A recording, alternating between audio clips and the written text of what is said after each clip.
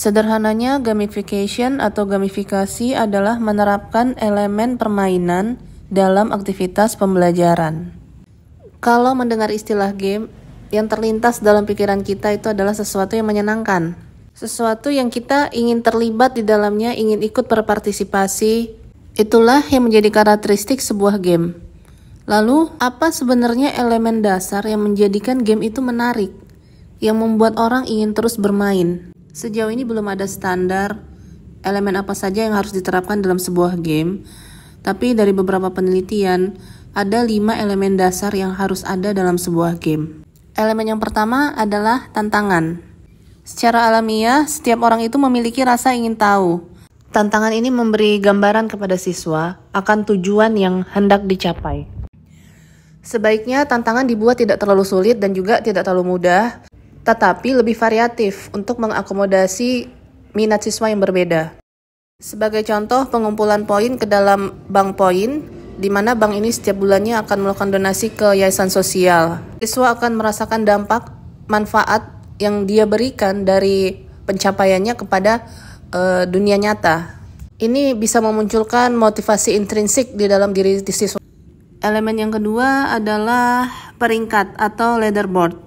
Peringkat ini dapat menstimulasi siswa untuk berkompetisi karena peringkat ini dapat mengukur posisi kita terhadap orang lain, sehingga mendorong siswa ini untuk mencapai peringkat yang paling tinggi. Dengan tercapainya peringkat yang lebih tinggi atau yang paling tinggi, siswa merasa tervalidasi dan juga meningkatkan rasa percaya dirinya. Elemen yang ketiga adalah level atau bisa juga disebut dengan progress bar. Progress itu menimbulkan perasaan berkembang. Siswa merasa telah mencapai langkah maju yang mana semakin dekat dengan tujuannya. Dengan kemajuan yang terukur inilah siswa terdorong untuk mencapai level yang lebih tinggi. Elemen yang keempat yaitu lencana. Lencana adalah satu gelar yang kita sematkan ke siswa untuk memberikan pengakuan. Siswa akan merasa lebih berharga, bernilai, memiliki kelebihan, meski tidak sama satu sama lainnya. Lencana ini bisa meningkatkan perasaan berkompeten. Elemen yang kelima adalah hadiah atau rewards. Secara alamiah, otak manusia mengeluarkan dopamin ketika manusia itu merasa senang, merasa berharga, merasa puas. Nah, dalam konteks gamifikasi, perasaan puas, berharga, senang itu didapati setelah menyelesaikan suatu tantangan, terutama tantangan yang paling sulit. Namun, hadiah ini bisa menimbulkan motivasi ekstrinsik, yaitu motivasi yang muncul karena adanya rangsangan dari luar. Nah, ketika rangsangan itu diambil atau ditiadakan, motivasi itu juga bisa hilang. Selain dari 5 elemen dasar game tadi, masih banyak elemen lain yang bisa diterapkan ke dalam gamifikasi, di mana masing-masing elemen ini memiliki efek psikologis yang hampir sama, dengan tujuan untuk memodifikasi motivasi, minat, ketertarikan, dan keterlibatan.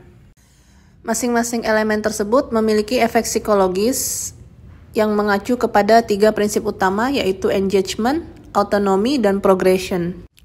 Engagement bisa dicapai dengan menambahkan unsur cerita. Contohnya Angry Birds.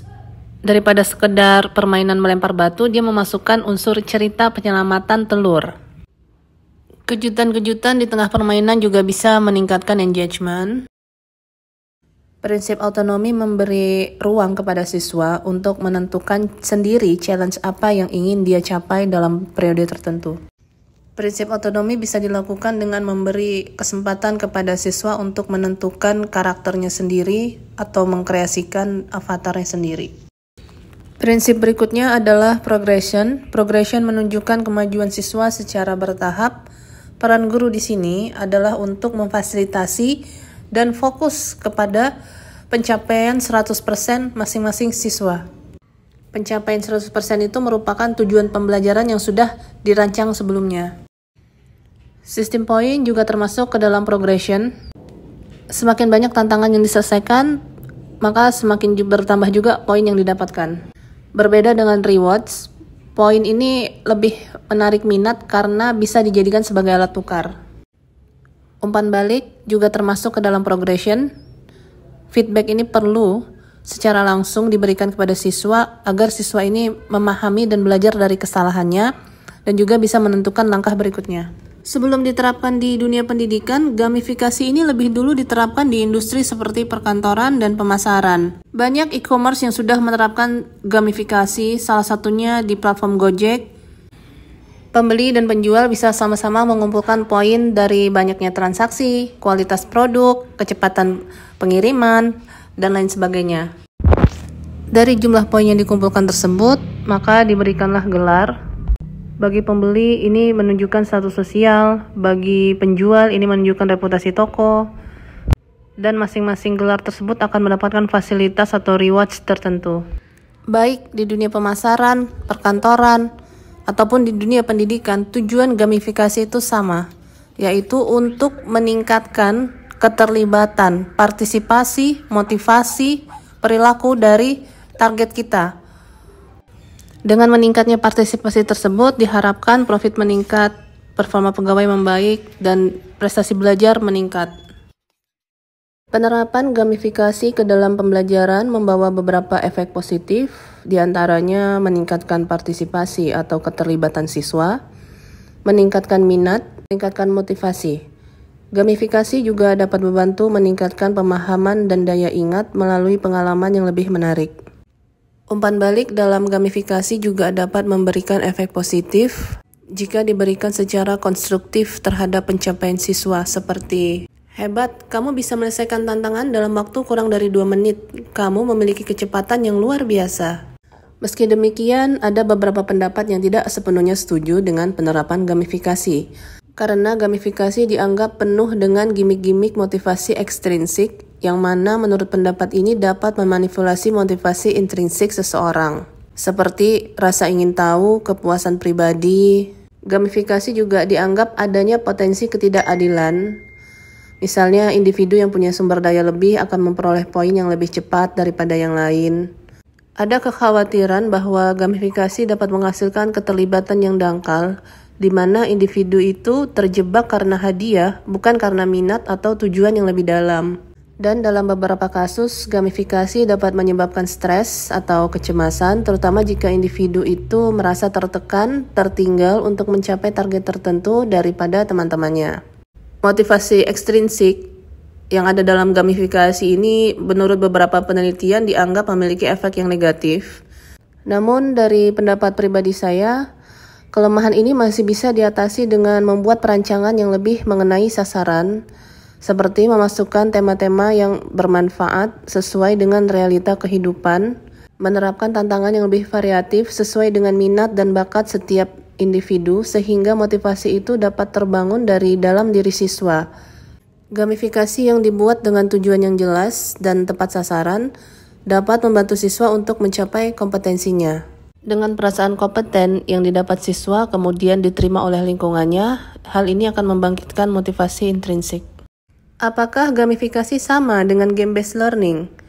Gamifikasi memiliki kemiripan dengan game, tapi memiliki perbedaan yang sangat mendasar di antara keduanya. Pada gamifikasi, belajar tetap belajar, hanya menambahkan elemen-elemen game seperti poin, lencana, peringkat.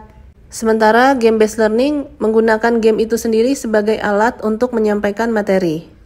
Pada gamifikasi, tujuannya hanya untuk meningkatkan keterlibatan atau partisipasi, sementara pada game-based learning, tujuannya bisa untuk meningkatkan keterampilan tertentu seperti kemampuan berpikir kritis. Karakteristik dari gamifikasi itu hanya untuk mengubah perilaku, mengubah motivasi, sementara pada game karakteristiknya lebih membutuhkan strategi tertentu, keterampilan tertentu, dan pengetahuan tertentu. Contohnya game-based learning seperti membuat simulasi untuk menyampaikan materi sejarah. Apapun perbedaannya, jangan pernah takut untuk bereksperimen dan memulai gamifikasi kita. Progressively bisa kita tes dan evaluasi apakah gamifikasi tersebut sudah mencapai kepada target yang diinginkan. Dalam memulai gamifikasi, yang paling utama adalah menentukan tujuannya apa. Apa yang menjadi target kita? Apa yang harus dikuasai oleh siswa? Umumnya tujuan ini adalah target pembelajaran. Kemudian analisa kebutuhan siswa. Siswa kita sukanya permainan seperti apa? Setelah mengetahui karakteristik kebutuhan siswa, kemudian kita tentukan elemen apa yang mau diterapkan dalam tantangan tersebut untuk menjadi lebih menarik dan variatif. Kemudian analisa faktor-faktor intrinsik dan ekstrinsiknya, memberikan umpan balik, dan coba lalu evaluasi lagi.